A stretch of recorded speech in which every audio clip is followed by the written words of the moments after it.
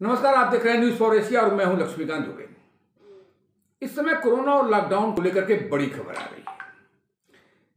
केंद्र सरकार ने लॉकडाउन और कंटेनमेंट जोन के लिए एक नई गाइडलाइन जारी की है, जिसमें साफ साफ कहा गया है कि किस इलाके में लॉकडाउन लगाना है और किस एरिया में कंटेनमेंट जोन बनाना है।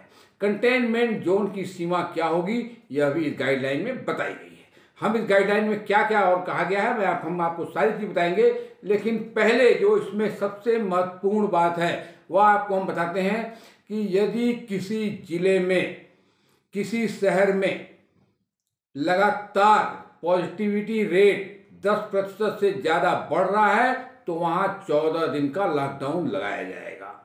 यदि किसी शहर के अस्पतालों में 60% से ज़्यादा बेड भर चुके हैं तो वहाँ भी लॉकडाउन लगाया जाएगा। इसके साथ हम आपको कुछ और महत्वपूर्ण बातें बता रहे हैं जो इस गाइडलाइन में कही गई है। इसमें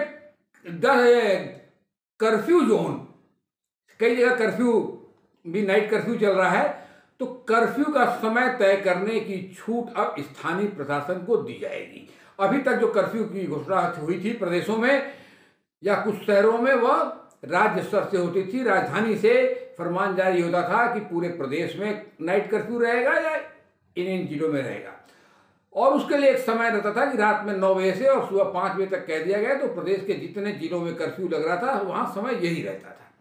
लेकिन अब यदि किसी जिले में कर्फ्यू लगाने की आवश्यकता स्थानीय जिला प्रशासन समझता है या राज्य स्तर पर लिए गए फैसलों से इतर वह यह समझता है कि नहीं, हमारे वहाँ कर्फ्यू जोन और कर्फ्यू का समय और ज़्यादा होना चाहिए, तो स्थानीय प्रशासन कर्फ्यू का समय बढ़ा सकता है।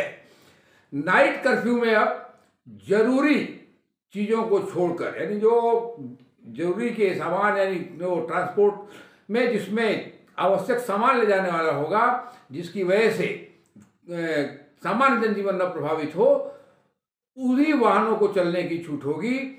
अन्य वाहन जो हाईवे पर रात में यात्री वाहन भी चलते थे वह सब नहीं चलेंगे। गृह मंत्रालय का मानना है कि आपस में मिलने जुलने से अब लोगों को रोकना होगा, क्योंकि इससे वायरस फैल रहा है।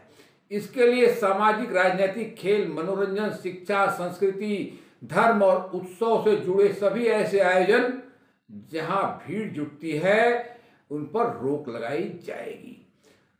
Shopping complex, cinema hall, restaurant, bar, sports complex, gym, spa, swimming pool और धार्मिक स्थलों को बंद करने का निर्देश दे दिया गया है।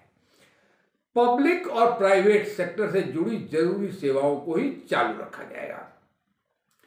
ट्रेन, मेट्रो, बस और कैब आधी क्षमता के साथ चलने की छूट उन्हें राज्य सरकार दे सकती है।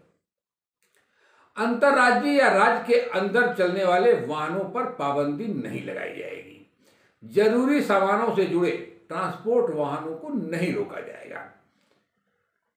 ऑफिस खोलने की छूट आधे कर्मचारियों के साथ दी जाएगी। फैक्ट्री और वैज्ञानिक रिसर्च से जुड़े संस्थान को छूट दी जाएगी, लेकिन वहां कोरोना से बचाव के नियमों का पालन करना होगा और समय समय पर कर्मचारियों का रैपिड एंटीजन टेस्ट भी कराना होगा। इसके साथ हम कुछ चीजें और आपको बता रहे हैं जो आज रेलवे ने घोषणा की है। रेलवे ने आज कई ट्रेनों को रद्द करने की घोषणा बिहार में कर दी है, जिसके बाद से ही यह चर्चा शुरू हो गई है कि क्या बिहार में पूर्ण लॉकडाउन लगाने की तैयारी चल रही है। बिहार में क्या लॉकडाउन जैसे हालात हो चुके हैं? हालांकि जो सेंट्रल ने आज गाइडलाइन जारी की है उसके अनुसार बिहार के कई जिलों में लॉकडाउन लग सकता है, लेकिन रेलवे ने बड़ा ऐलान किया है। आज 76 पैसेंजर ट्रेनों को 29 अप्रैल से बंद करने का निर्णय लिया है। इसमें 23 जोड़ी मेमू और डेमू पैसेंजर ट्रेन हैं जो अब 29 अप्रैल से नहीं चलेगी। रेलवे के इस फैसले के बाद से ही बिहार को लेकर के सोशल मीडिया पर एक चर्चा चल रही है कि क्या बिहार में पूर्ण लॉकडाउन लगने जा रहा है। आप हमारे साथ बने रहिए, हम आगे की परिस्थितियां क्या होंगी हम आपको पल पल की घटना से अवगत कराते रहेंगे।